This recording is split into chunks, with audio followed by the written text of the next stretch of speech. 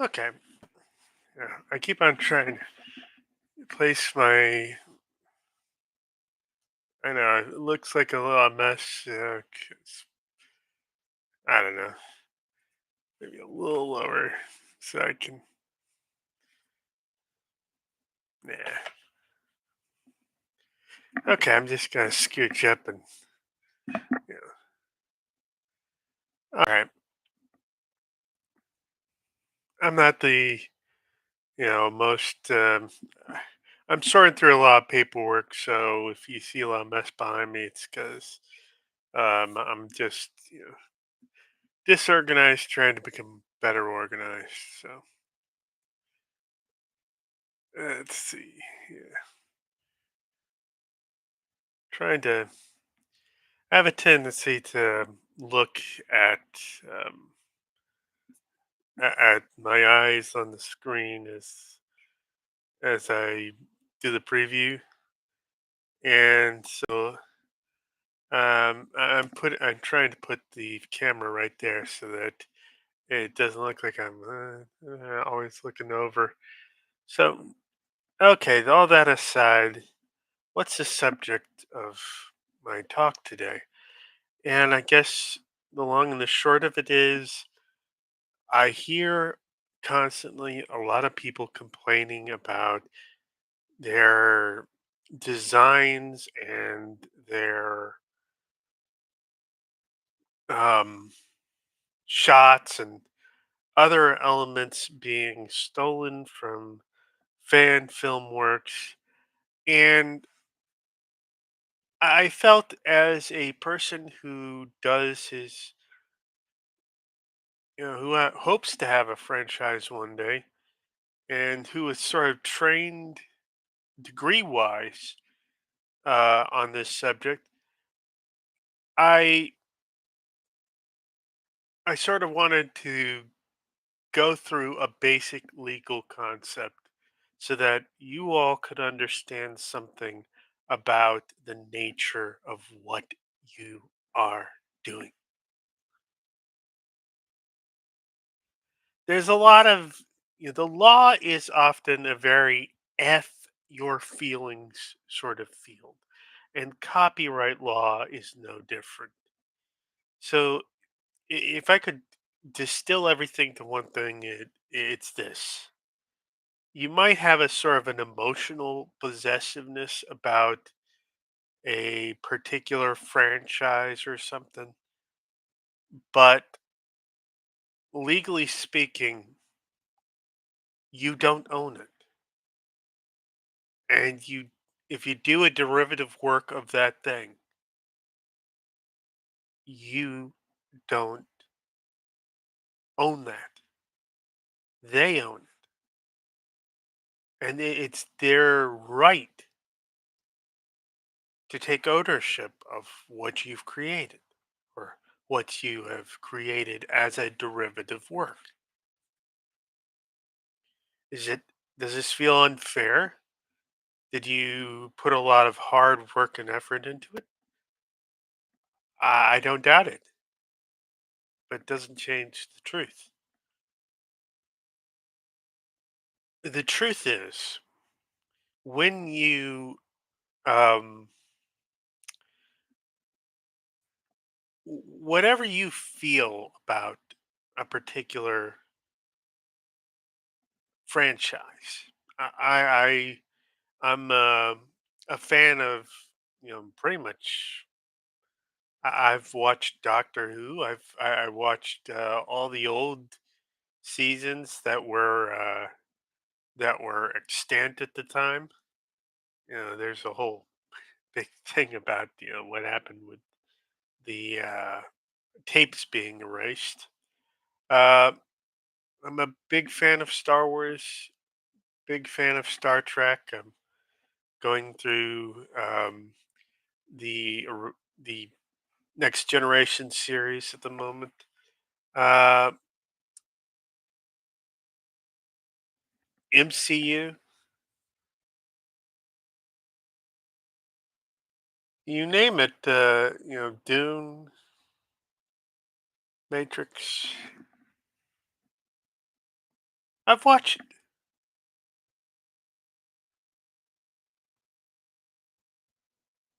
and I can understand there was a point at which, back in 1999, that I was considering making a crossover between the X Files and Star Wars.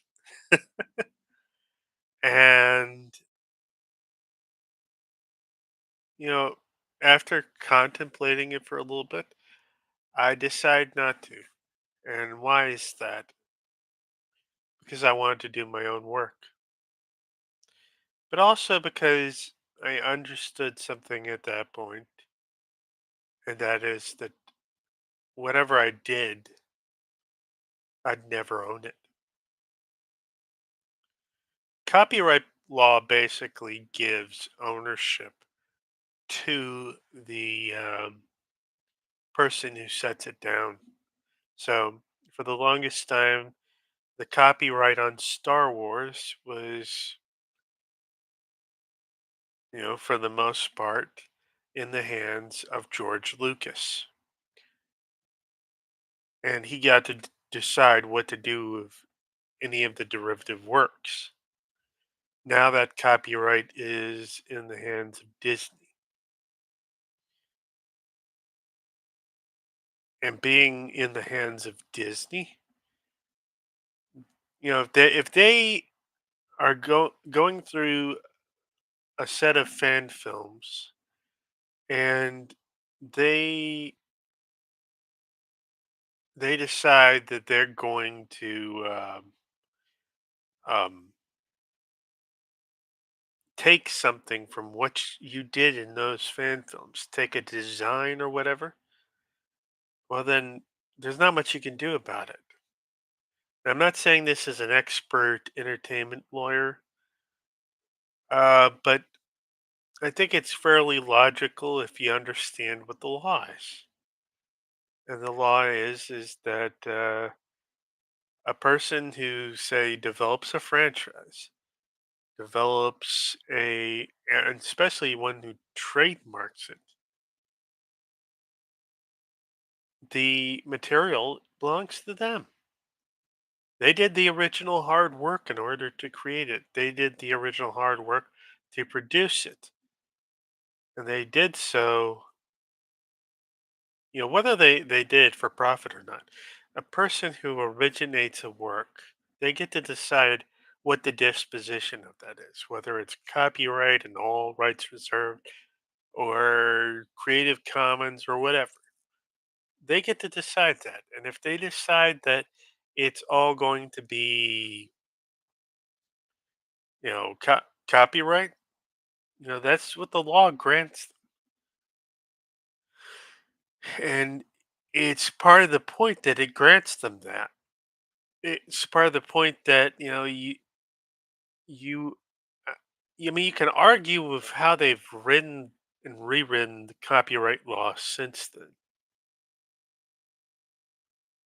but this is in the Constitution itself and in many others. It is basically that at the end of the day, we want people who come up with great ideas, come up with great stories, come up with great novels, films, etc., to be able to profit from that and not have somebody else come in and bird dog that. Not have somebody come in and say, okay, I'm going to do a Star Wars version, and there's nothing George Lucas can do to stop me.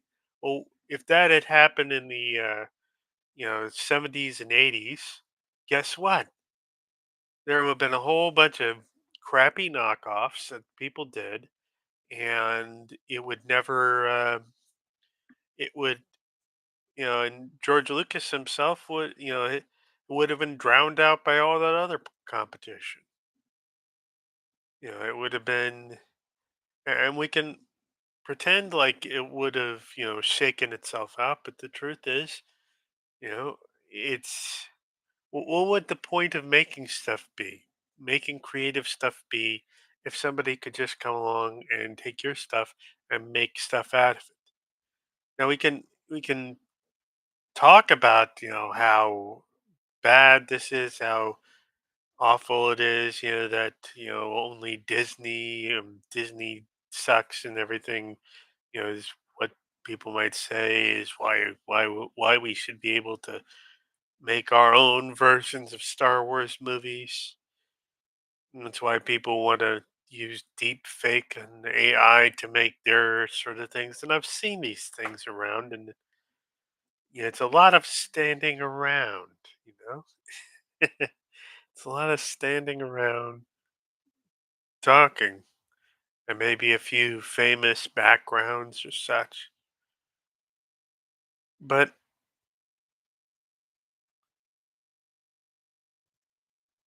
as much as we love what we love to kind of play in that universe, it doesn't belong to us. And we really aren't being, we need to face that we really aren't being as creative or as, rebellious as we think we are. We're basically taking somebody else's work and making our own work in it and relying in part. I mean, if you make a I mean, you can make a Star Wars film out of the love of it. But if you're hoping it becomes popular, if you're hoping it becomes, beloved, if you're hoping the designs impress people and everything, if you're hoping all that, you're hoping that, but you're relying on somebody else's intellectual property as sort of a step stool to getting that kind of recognition, to getting that sort of love.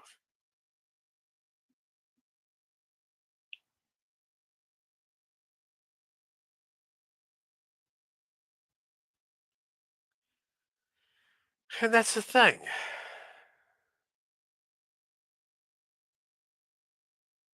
When we are children, we play with the Star Wars toys, or we play with I had my own little sort of uh, Star Trek version of the Enterprise D that I flew around. That where you could separate the saucer section and fly the other part around. It was that's what we do as kids, as beginners. We do that, and it's their world, and we're kind of playing around in it. And I can understand, it as sort of a training wheel sort of thing. But unless you're going to go to Disney, or unless you went to George Lucas and um, unless you did that and went to work for them with their IP and all that other stuff, working alongside them, you know, the reality is you're not really doing your own work. And, I think that's what we need more of rather than just Star Wars fan work.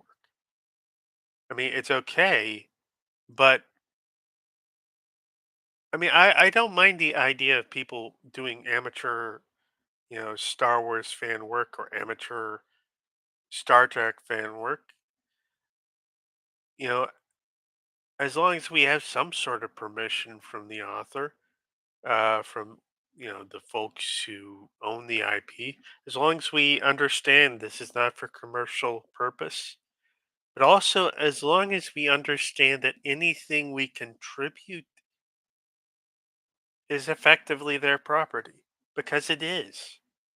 If you do a derivative work and somebody takes it on and then imitates what you did in your derivative work, it's your fault. I'm sorry, it's your fault that they own it because you started out, you did creative work and somebody else's derivative work. You put all that time and effort, all that design decision, you put that into a work that depended on somebody else's creativity. So if they take your work out of that after you took their work to make your work, why is that unfair? It feels unfair and you know, who knows? But legally speaking, you derived their work first and you made that work, they basically own it in real terms.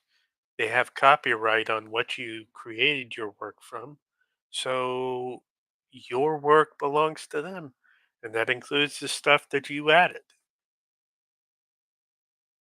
If you're saying that's unfair, how can they do that?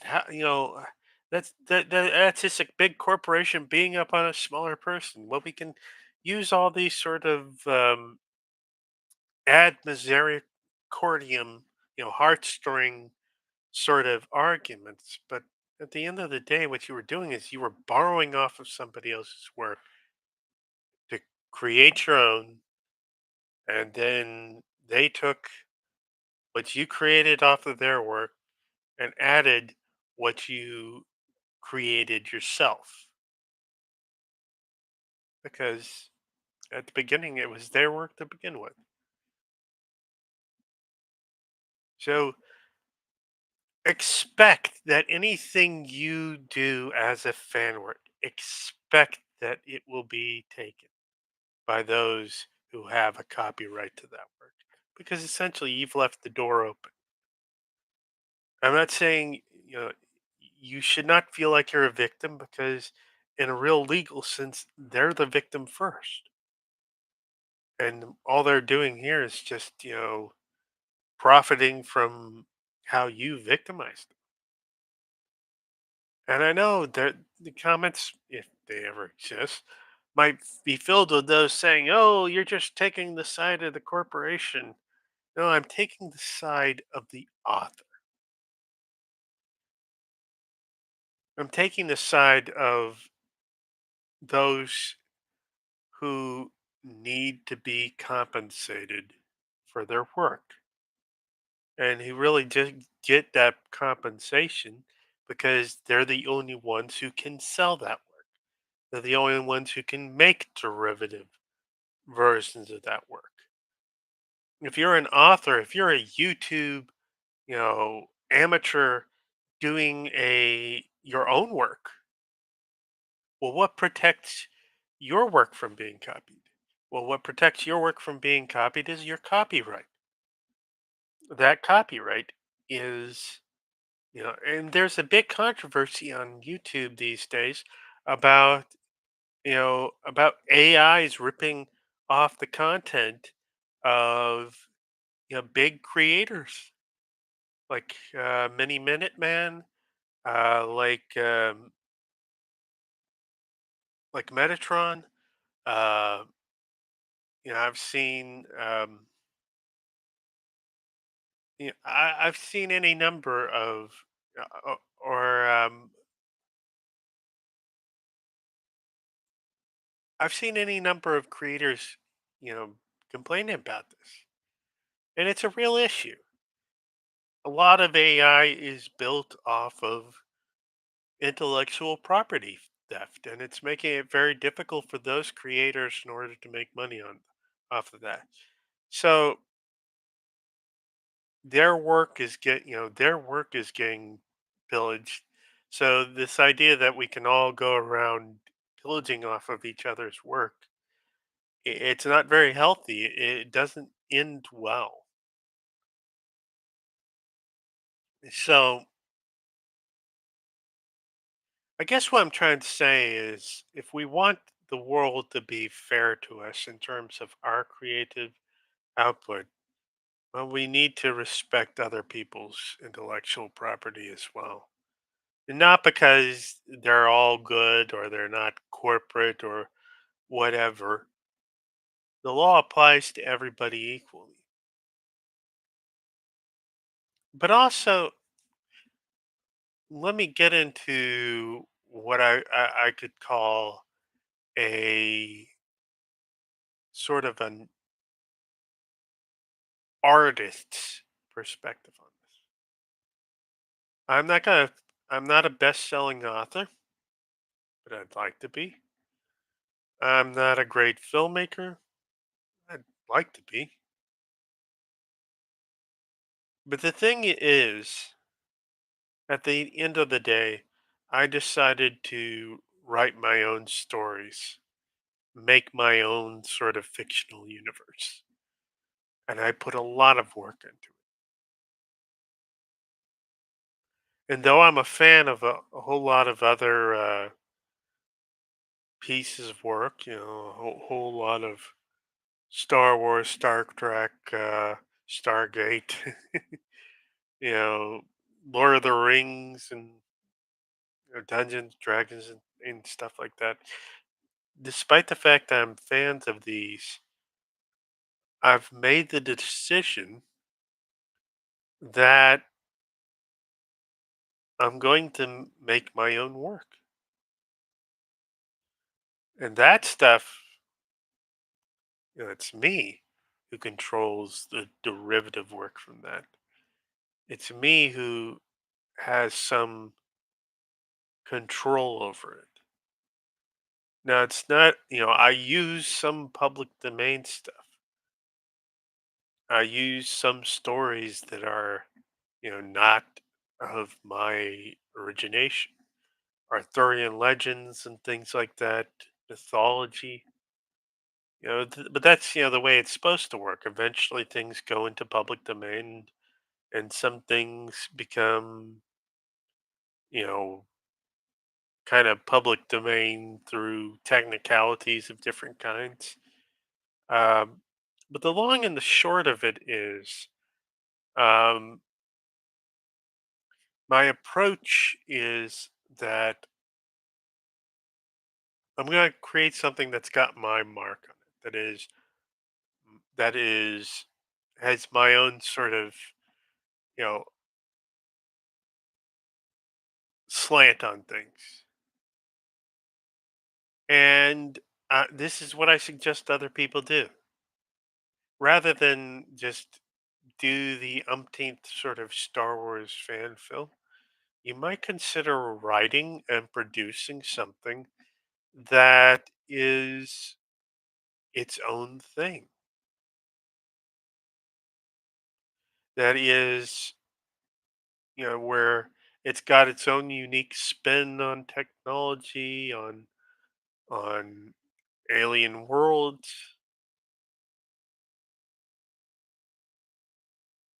You want to do something that doesn't just simply re walk the same path that Star Wars has, but takes it in a new direction. Perhaps, instead of, you can do a variation on the Jedi. You can go, okay, we're going to have super soldiers that are psychic, but, instead of them just being, sort of picked out of the population, because of midi-chlorians or whatever, and then raised at a temple in a religious order. Well, why not have it be something more like, they're clones who have been genetically altered, who that are then,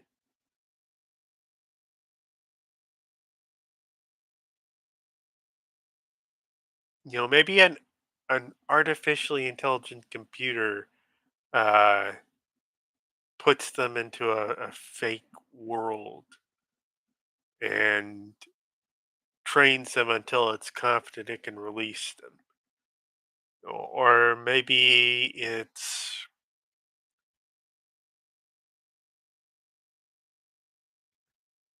I mean, there are a number of ideas you can come up with. But the idea is rather than just do the same stuff over and over again, why don't you do something that is your own variation, that rethinks some of the things that are in the Star Wars stories, that rethinks the world of the story? Why don't you do your own sort of variation on space operas? Or maybe do a more hard science version of it.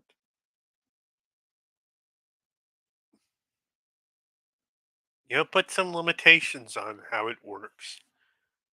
Or maybe put something in there like, I mean, you'll see such variation in terms of Warhammer 40K. But it's the point that I'm trying to make here is that what gets you in trouble in the first place with um, with Disney, with Lucasfilm, with Paramount and Star Trek, what makes it possible for somebody to take the designs um, of what makes it possible for them to take the designs of an amateur doing a fan film. If you were if you decide to do something more original, perhaps in the same sort of category, perhaps like it, an homage to it.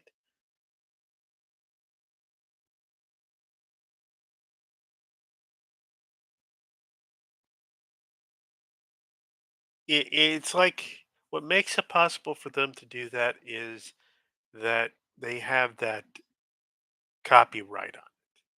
If you did something where you were the one originating some of the original concept, you were the one sort of taking it in a direction, then you would own it. And you'd also be enriching the situation around things. I mean, there are so many, you know, we've got Star Trek, we got Star Wars, but we don't really, it doesn't feel like we have a lot more than that, that we have a lot of other things than just that. So why not expand things? Why not take things in new directions?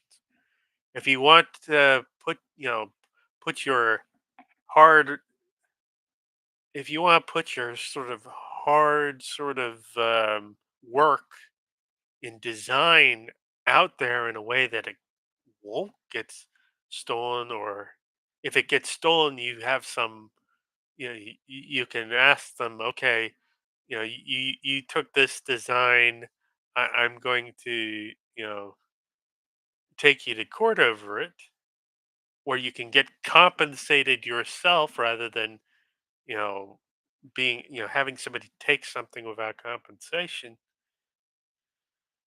If you want to be the one who gets the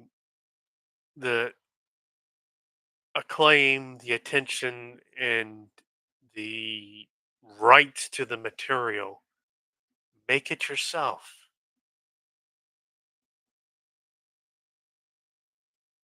Because if you use somebody else's work, really,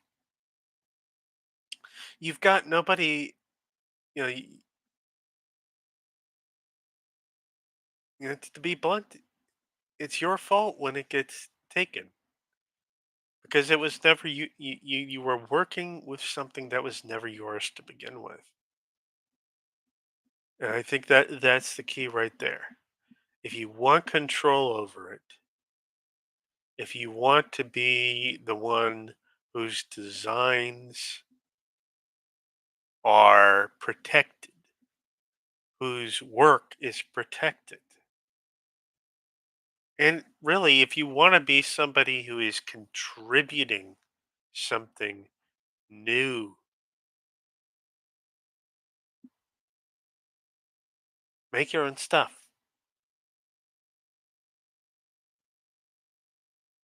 I think that's a real fault in today's society.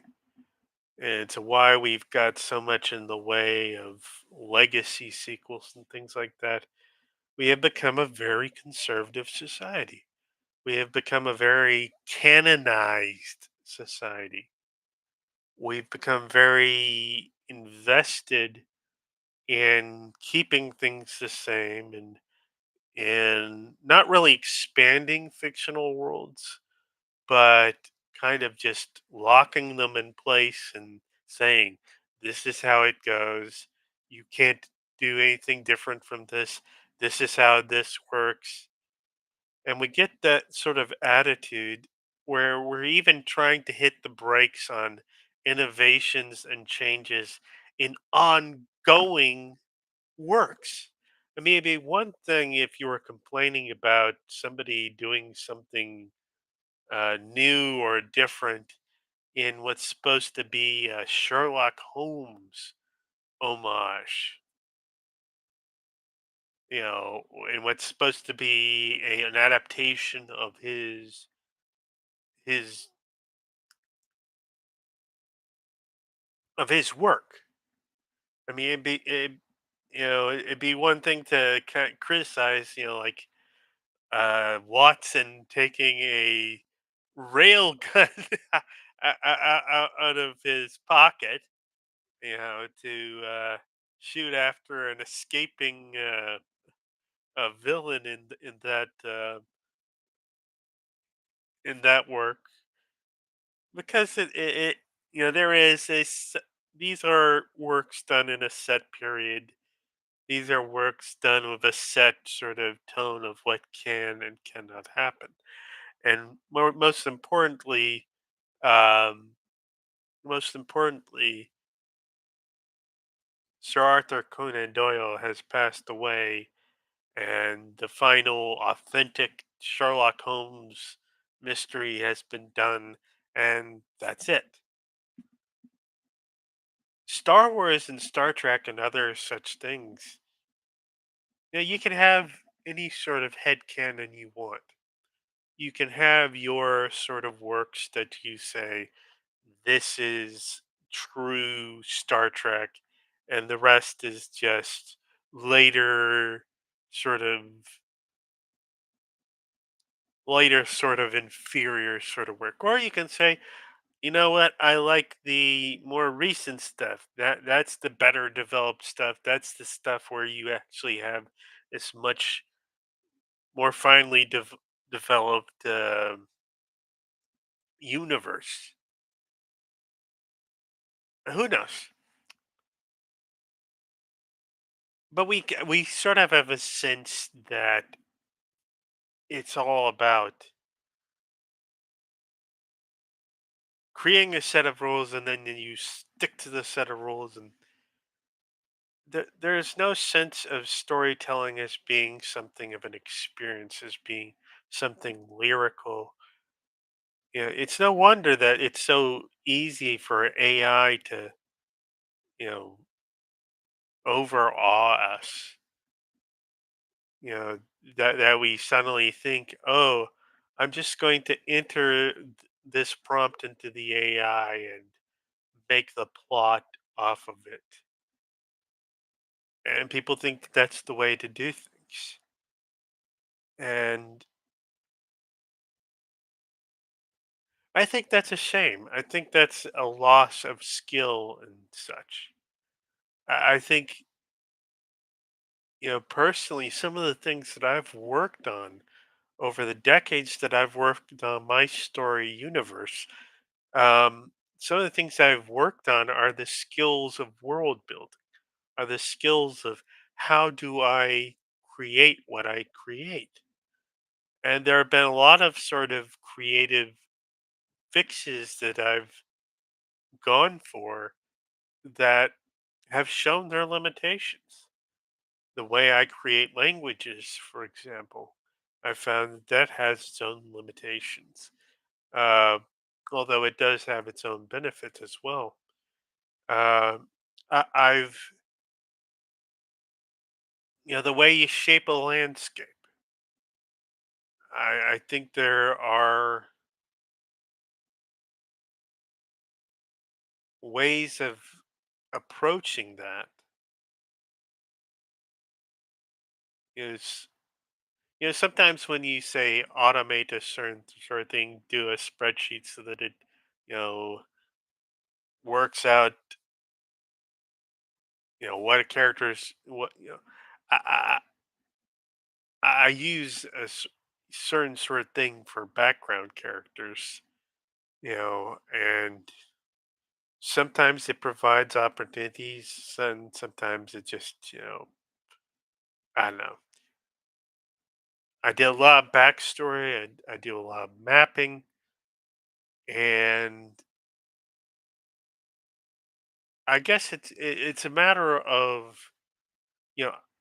But I do a lot of this so that at the end of the day, I can go in and I can write it with more nuance. And it's also the reason why you want to do a second draft or a third draft or other drafts, is that you can be reading through it and say, first of all, you can figure out where you've gone wrong, where you've done right, and you can kind of refine things in that way. But it's also that there are some ideas you get for how you might elaborate something, for how you might do a nice, fun little sequence that you're only going to get if you first have that start with that basic sequence with that basic idea. So it's like, if you want to be truly creative, it's not just, okay, I'm going to write this and I'm going to set it in this other person's fictional universe. Figuring out your own universe and how to express that universe. That's part of the skill set that authors like us should be learning in order to do our work. So when I make this criticism, what should what it's sort of,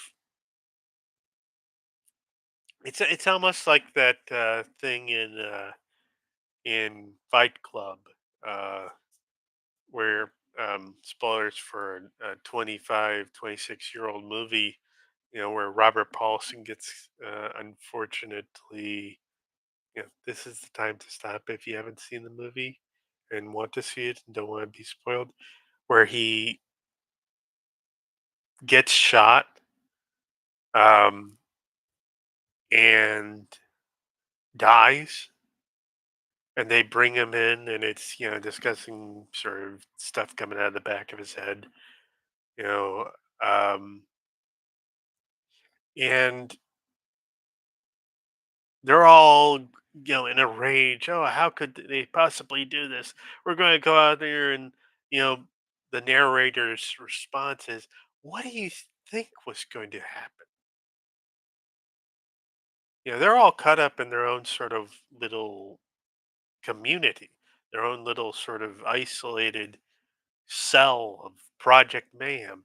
Then they're not thinking, you're running around like um, the narrator in Fight Club says, you're running around in ski masks blowing things up. So if you're concerned about people taking your stuff, but you've decided to do a derivative work based on somebody else's somebody else's original work. If you're doing a Star Wars um, fan film and you're doing this great design, you're doing it for them in legal terms. You are, however much you might think, power of fandom, possession of, we are the fans own the work. No, the fans don't own it. The fans may feel together, a community about it. They may be interested in doing derivative works themselves as an amateur thing.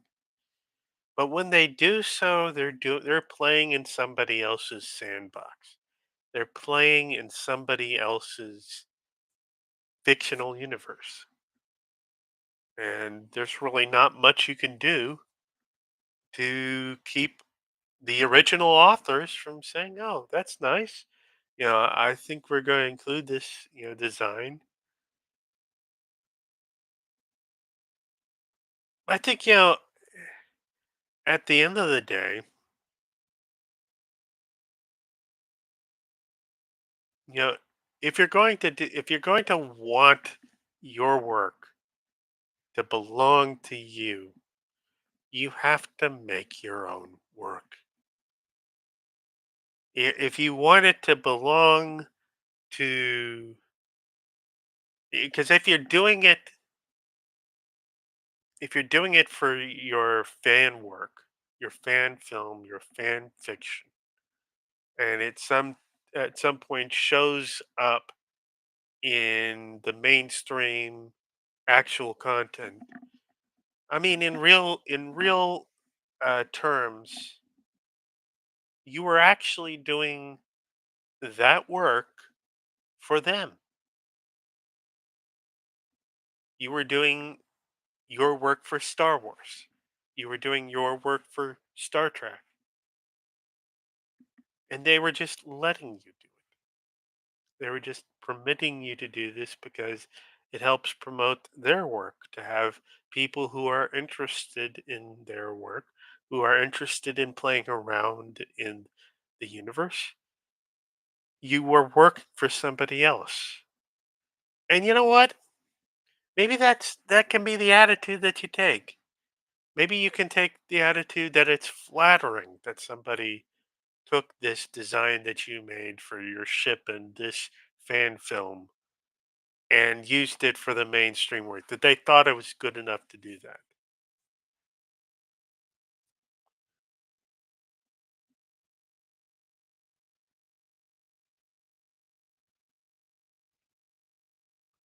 And maybe someday that gets somebody to notice you.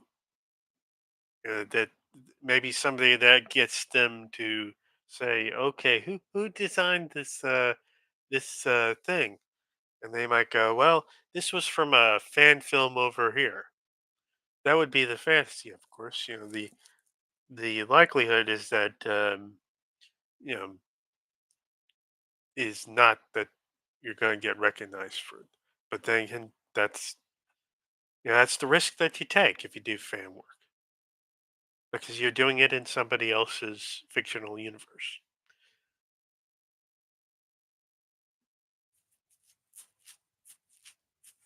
But if you are open to that, if you understand, this might just, maybe eventually somebody, this is for the fandom. This is for everybody else.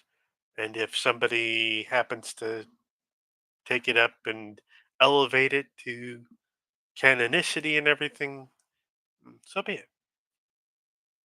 That has to be the attitude that you're going to take if you're going to do fan work because the work itself doesn't belong to you. If you want it to belong to you, it has to be your work. You have to do your homework. You have to do your sort of own fictional universe. Make your own sort of copyrightable work that doesn't depend on somebody else's work in order to function, basically. If you're concerned, if you want it to belong to you, make it, it's the old adage, really. If you want something done right, do it yourself. If you want something that others cannot freely take away from you, do it yourself. And that would be the principle that I work. I'm sorry if it's not anti-establishment enough. Frankly, I don't. I think that there isn't enough sort of original work out there myself, and that somebody should, come along and do something that shakes things up. Like the Matrix shook things up 25 years ago. That was, a breath of fresh air, and it revamped the sci-fi landscape in a lot of ways. But it's the same thing. Sooner or later, you know, somebody has to do something different, and then it will belong to them. If you decide that you're just going to, rely on somebody else's work, you know, you get what that becomes somebody else's property. If you do it yourself, if you do it from your own work, it belongs to you. Use all this stuff. You know, use all these sort of movies and things and stuff. Use that to inspire you. Don't rely on somebody else's work to make your own. All right. That's it. Have a good day.